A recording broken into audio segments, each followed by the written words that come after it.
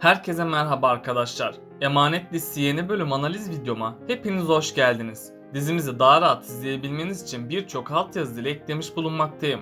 İstediğiniz altyazıyı videonun sağ alt yazar kısmından ulaşabilirsiniz. Lafı daha fazla uzatmadan dizimize geçelim. Yusuf'un sağlıklı günlere kavuşmasını istiyorsanız, Seher ve Yaman'ın artık eski hayatına dönmesini istiyorsanız beğeni tuşuna basalım ve kaç kişi olduğumuzu görelim. Yusuf sağlığına kavuşacak mı? Yaman, Seher hakkında ne karar verecek? İkbal ve Zuhal planlarına devam edecek mi? Ali ve Yaman'ın kardeş olduğu gerçeğini kim itiraf edecek? Kiraz ve Ali aşkı başlayacak mı? İşte bütün sorularınıza cevap vereceğim arkadaşlar. Bu videoyu sonuna kadar izlemenizi tavsiye ederim. Emanet dizisinin yeni bölümünde Yusuf'un durumu günler geçtikçe daha kötü bir hale gelecek. Çünkü Yusuf'un hastalığı ilk kanseridir. Yusuf'un küçük besleni bu hastalığın getirdiği yüke daha fazla dayanmayabilir. Doktorlar Yusuf'un bir an önce tedaviye başlaması gerektiğini belirtecek. Eğer Yusuf bir an önce tedaviye başlamazsa ölerek dizimize veda edebilir. Ama Seher ve Yaman Yusuf'u hayatta tutabilmek için her yolu deneyecek. Hatta Yaman Yusuf'un mutlu olması için tüm imkanını kullanacak. Ayrıca Yaman Yusuf'un teyzesini çok sevdiğini biliyor. Bu yüzden Yaman Yusuf için her şeyi geride bırakacak. Hatta Yaman Seher'e daha iyi davranmaya başlayacak. Çünkü Yaman'ın tek amacı Yusuf'un mutlu olup hayatı devam etmesini istemektedir.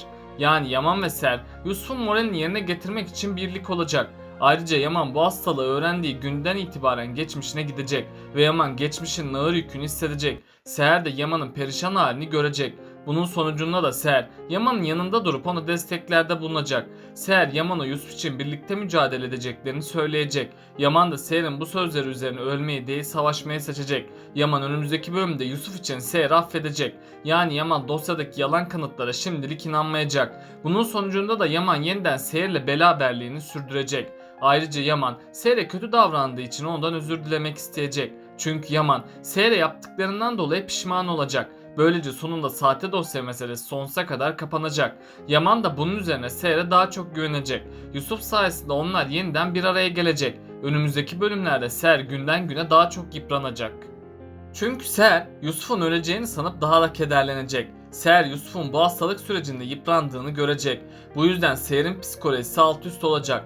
Yusuf çok ağır bir şekilde hastadır ama büyük ihtimalle Yusuf ölmeyecek. Çünkü Yusuf bir emanettir. Yani Yusuf Yaman ve Seher'i bir arada tutan bir emanettir. Eğer Yusuf ölürse Yaman ve Seher'in ayrılmaması için hiçbir gerekçe kalmaz. Dizimiz de Yusuf'un ölümüyle biter. Bu yüzden Yusuf başrol oyuncuğundan ölmeyecek. Yaman ve Seher de hiçbir zaman ayrılmayacak. Bu zaman diliminde Yaman Yusuf'un her dediğini yerine getirecek ve Yaman Yusuf'un her istediğini yerine getirecek. Seher bu süreçte yorulduğu için yenildiğini düşünecek ama Yaman Seher'e desteklerde bulunacak. Yaman ve Seher bir elmanın iki yarısı gibi Yusuf için bir bütün olacak. Onlar bir araya geldikçe Yusuf daha da mutlu olacak. Yusuf, Seher ve Yaman'ın mutluluğunu gördükçe daha çabuk iyileşecek. Yani hem tedaviler hem de sevgi Yusuf'un iyileşmesine yardım edecek. Büyük ihtimalle doktorlar Yusuf'un hastalığını kontrol altına alacak. Bir süreliğine kadar her şey yolunda gidecek. Ama sonradan Yusuf'un hastalığı tedavileri olumlu yanıt vermeyecek. Bunun sonucunda da Yusuf günden güne solmaya başlayacak. Hatta doktorlar Yusuf'un sayılı ömrünün kaldığını söyleyecek.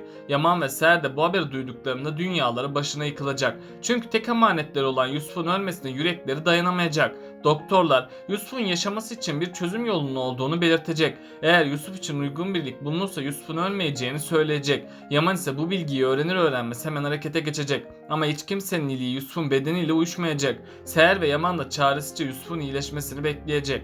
Büyük ihtimalle herkes tam umudunu kesmişken bir mucize gerçekleşecek. Yaman üzüldüğü için yine Arif Baba'nın yanına gidecek. Arif Baba ise Yaman'dan Yusuf'un lösemi olduğunu öğrenecek. Yaman ise uygun iliğin bulunmaması halinde Yusuf'un öleceğini söyleyecek. Arif Baba ise Yaman'ın üzülmemesi gerektiğini belirtecek. Bunun üzerine Arif Baba Yusuf'un yakında iyileşeceğini söyleyecek. Tam o sırada Arif Baba Ali ve Yaman'ın kardeş olduklarını hatırlayacak. Arif Baba Ali'de bulunan iliğin Yusuf'a uyumlu olacağını düşünecek. Bunun sonucunda da Arif Baba hemen Ali'nin yanına gidecek. Ali ilk başlarda ne olup bittiğine bir anlam veremeyecek. Tabi sonradan Ali Yusuf'un hasta olduğunu öğrenecek. Ali hemen hastaneye gidip kan testi yaptıracak. Bunun üzerine doktorlar Ali'nin iliğinin Yusuf'a uyumlu olduğunu görecek. Böylece sonunda Yusuf kurtulacak. Çünkü Ali Yusuf'un ölmemesi için ilk bağışında bulunacak. Doktorlar ise Yusuf'u ameliyat edecek.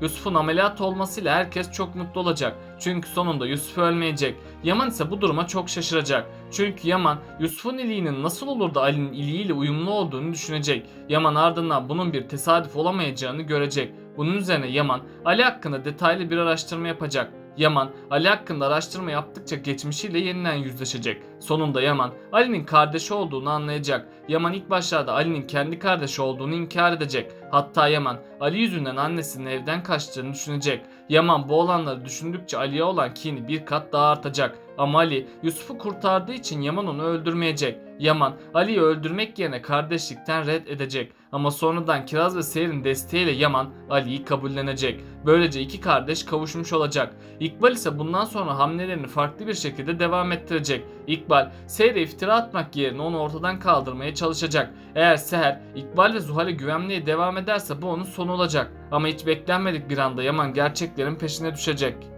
Yaman bu iş için tüm gecesini ve gündüzünü verecek. Çünkü Yaman'ın tek amacı gerçeklere ulaşmak olacak. Yaman'ın içine düşen bu umut onu sevindirecek. Yaman sanki tekrardan hayata dönmüş gibi olacak. Yani bu sayede Yaman Seher'e duyduğu aşkın yalan olmadığını da görecek. Ayrıca Yaman dosyayı incelediğini herkesten gizleyecek.